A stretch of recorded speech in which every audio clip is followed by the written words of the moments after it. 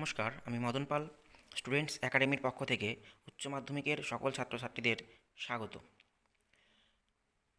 উচ্চ মাধ্যমিকে যারা দর্শন বিষয় নিয়ে পড়ছো, সেই দর্শন বিষয়ের ওপর স্টুডেন্টস একাডেমির পক্ষ থেকে দর্শন বিষয়ের যে সিলেবাস রয়েছে এনইপি 2020, সেই সিলেবাসের বিভিন্ন টপিকের উপর বেস করে ভিডিওগুলি করা হয় তোমাদের সুবিধার্থে।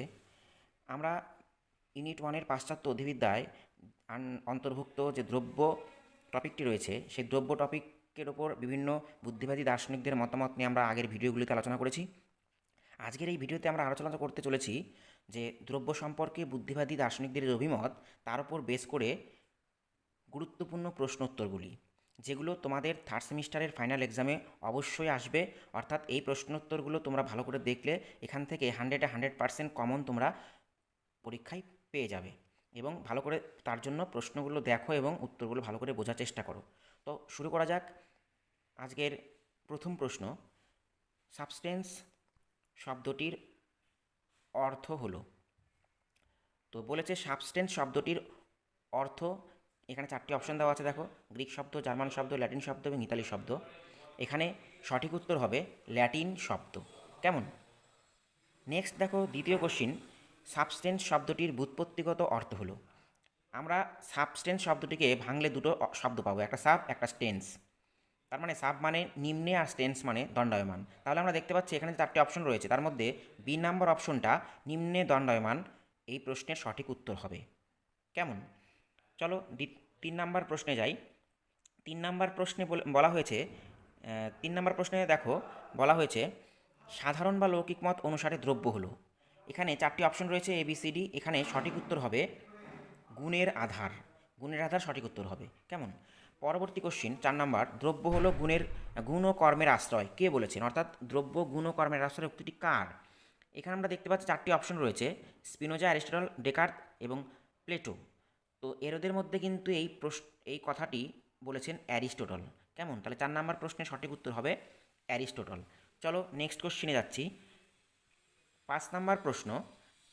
5 নাম্বার প্রশ্ন বলেছে সামান্য বা ধারণাকে দ্রব্য বলেছেন কে? এখানে 4টি অপশন রয়েছে, প্লেটো, অ্যারিস্টটল, ডেকার্ত, স্পিনোজা। সঠিক উত্তর হবে প্লেটো। কেমন? পরের প্রশ্ন 6 নাম্বার, বিশেষ বিশেষ বস্তু বা ব্যক্তি আকার উপাদানের মিলিত ফল, একথা মেনেছেন। একথা কে মেনেছেন? 4টি অপশন আছে, প্লেটো, অ্যারিস্টটল, ডেকার্ত, স্পিনোজা। এখানে সঠিক উত্তর হবে অপশন বি, অ্যারিস্টটল। কেমন? Next question 7 number. 7 নাম্বার প্রশ্নে বলা হয়েছে, দেখো, দ্রব্য হলো সামান্য ও বিশেষের সমন্বয়, এই কথা বলেছেন। অর্থাৎ দ্রব্য যে সামান্য বিশেষের সমন্বয়, এই কথা কে বলেছেন? অপশন রয়েছে 4টি, প্লেটো, স্পিনোজা, ডেকার্ত, অ্যারিস্টটল। সঠিক উত্তর হবে অ্যারিস্টটল। ঠিক আছে। পরের প্রশ্ন আমরা দেখতে পাচ্ছি বিবৃতি রয়েছে এবং কারণ রয়েছে। 8 নম্বর প্রশ্ন, বিবৃতিতে বলেছে জড় ও মন হলো সাপেক্ষ দ্রব্য, আর কারণে বলা হয়েছে জড় ও মন উভয়ই ঈশ্বরের উপর নির্ভরশীল।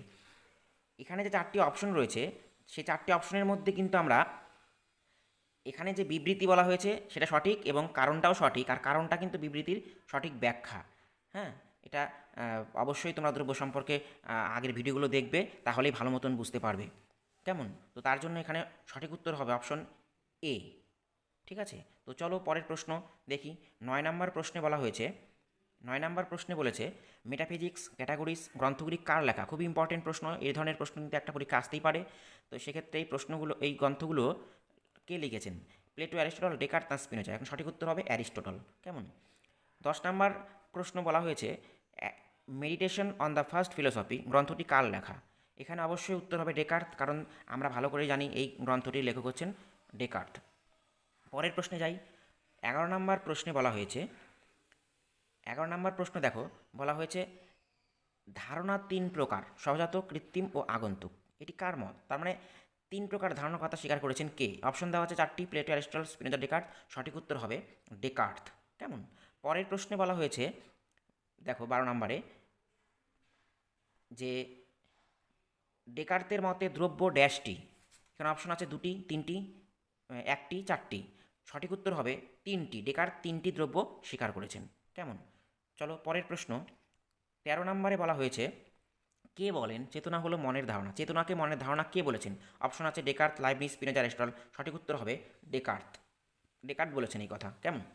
14 নম্বর প্রশ্নে বলা হয়েছে ডেকার্তের মতে মুখ্য গুণগুলি দ্রব্যের কীরূপ ধর্ম? অবশ্যই এখানে কিন্তু উত্তর সঠিক হবে বি, স্বরূপগত ধর্ম। ঠিক আছে, তো চলো পরের প্রশ্ন 15 নম্বর। 15 নম্বর প্রশ্নে আমরা দেখছি যে স্বনির্ভরতা ও সবেদ্যতা হলো দ্রব্যের লক্ষণ, অথবা যা স্বয়ংভূ বা সবেদ্য তাই হলো দ্রব্য। মন্তব্যটি কার? এটি অবশ্যই স্পিনোজার মন্তব্য হবে, কারণ আমি যখন স্পিনোজার দ্রব্য সম্পর্কিত মতামত নিয়ে ভিডিও করেছি, ভিডিওটা ভালো করে দেখবে এবং শুনবে। ওখানে বলা হয়েছে স্বনির্ভরতা সবেদ্যতা হলো দ্রব্যের লক্ষণ, হ্যাঁ, অথবা যা স্বয়ংভূ বা সবেদ্য তাই হলো দ্রব্যটি স্পিনোজা বলেছেন। আমরা 16 নম্বর প্রশ্নের দিকে যাই। 16 নম্বর প্রশ্নে বলা হয়েছে যে ঈশ্বরই একমাত্র দ্রব্য, কার উক্তি? আমরা স্পিনোজার দ্রব্য পড়তে নিয়ে অবশ্যই ঈশ্বর সম্পর্কে তিনি আলোচনা করেছেন এবং দ্রব্য বলতে তিনি ঈশ্বরকেই একমাত্র দ্রব্য বলেছেন, অর্থাৎ এখানে সঠিক উত্তর হচ্ছে অপশন এ, স্পিনোজা। কেমন? পরের প্রশ্ন দেখো 17 নম্বর। 17 নম্বর প্রশ্নে বলা হয়েছে দ্রব্য ইজুকাল টু ঈশ্বর ইজুকাল টু প্রকৃতি, এই কথা বলেছেন, অর্থাৎ এই সমীকরণটি অবশ্যই স্পিনোজার হবে। আমরা স্পিনোজার দ্রব্য সম্পর্কিত আলোচনাতে এই সমীকরণটি অবশ্যই পড়েছি, তোমরা ভালো করে দেখে নেবে এবং শুনবে ভিডিওগুলো, তাহলে অবশ্যই দেখবে এগুলো আলোচনা করা হয়েছে। তাহলে 17 নম্বরের সঠিক উত্তর হবে অপশন সি, স্পিনোজা। কেমন? এবার 18 নম্বর প্রশ্নে যাই। 18 নম্বর প্রশ্নে বলা হয়েছে সব কিছু ঈশ্বর, ঈশ্বরই সব কিছু, অর্থাৎ all is god, god is all, দ্রব্য সম্পর্কে উক্তিটি করেছেন, কে করেছেন? তাহলে এখানে সঠিক উত্তর স্পিনোজাই হবে, কারণ স্পিনোজাই তো ঈশ্বরকে দ্রব্য, একমাত্র দ্রব্য বলেছেন, সেক্ষেত্রে তিনি এই উক্তিটি করেছেন। তারপরে আমরা পরের প্রশ্নে যাই। 19 নম্বর প্রশ্ন দেখো। 19 নম্বর প্রশ্নে বলা হয়েছে এখানে বিবৃতি আর কারণ দেখানো হয়েছে। বিবৃতিতে বলা হয়েছে স্পিনোজার মতে দ্রব্য ইজিক্যাল টু ঈশ্বর ইজিক্যাল টু প্রকৃতি, এটা স্পিনোজা বলেছেন, সঠিক হবে এটা। আর কারণে বলা হয়েছে দ্রব্যকে অন্য দৃষ্টিভঙ্গি থেকে ঈশ্বর প্রকৃতিও বলা যায়।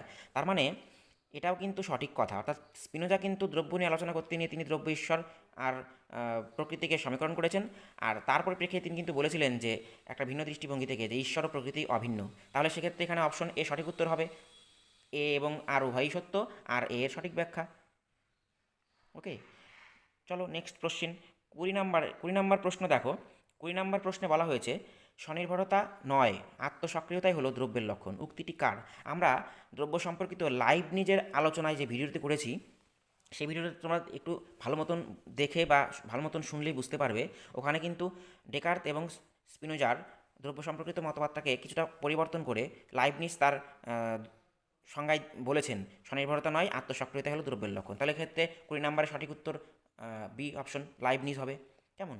পরের প্রশ্ন দেখো, দ্রব্য হলো এক অবিভাজ্য, স্বয়ংক্রিয় এবং চেতনা, কে বলেছেন? অবশ্যই লাইবনিজ বলেছেন, কারণ লাইবনিজ দ্রব্য সম্পর্কিত আলোচনাতে এই কথাটাই বলেছেন।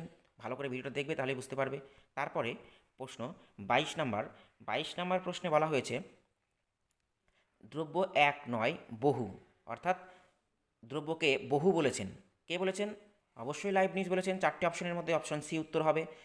এবং পরের প্রশ্ন 23 নম্বর দেখো, ঈশ্বরই সর্বশ্রেষ্ঠ মনাড, অর্থাৎ দ্রব্য সম্পর্কিত আলোচনাতে লাইবনিজ যখন মনাডের আলোচনা করেছেন, দ্রব্যকে মনাড বলেছেন, এবং সেই জায়গাতে দাঁড়িয়ে কিন্তু তিনি 4 প্রকার মনাডের মধ্যে ঈশ্বরকেই সর্বশ্রেষ্ঠ মনাড বলেছেন। কেমন?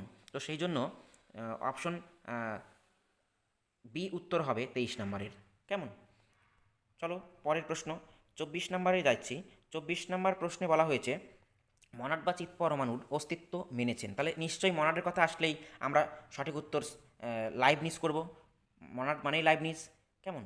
পরের প্রশ্ন সত্য মিথ্যা নির্ণয় করো। এখানে দেখতে পাচ্ছি আমরা সত্য মিথ্যা নির্ণয়ে কিছু বাক্য দেওয়া আছে, যেমন 1 নম্বর অ্যারিস্টটল দ্রব্যের 4টি অর্থের কথা প্রকাশ করেন, এটা কিন্তু আমরা প্রথম ভিডিওতে আলোচনা করেছি। অবশ্যই অ্যারিস্টটল 4টি দ্রব্যের কথা আলোচনা, তাই এটা সত্য হবে।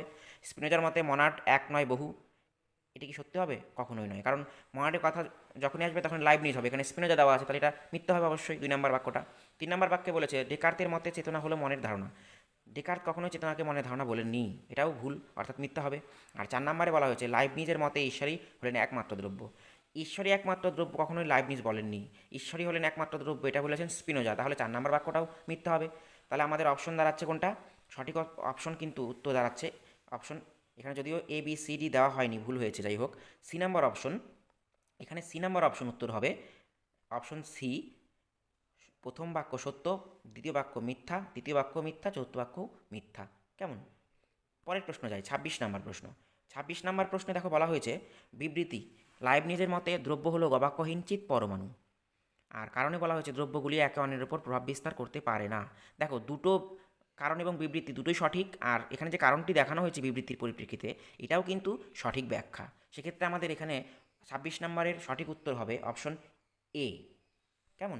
27 নম্বর প্রশ্নটা দেখো, বলা হয়েছে স্তম্ভ এ, স্তম্ভ 1, স্তম্ভ 2।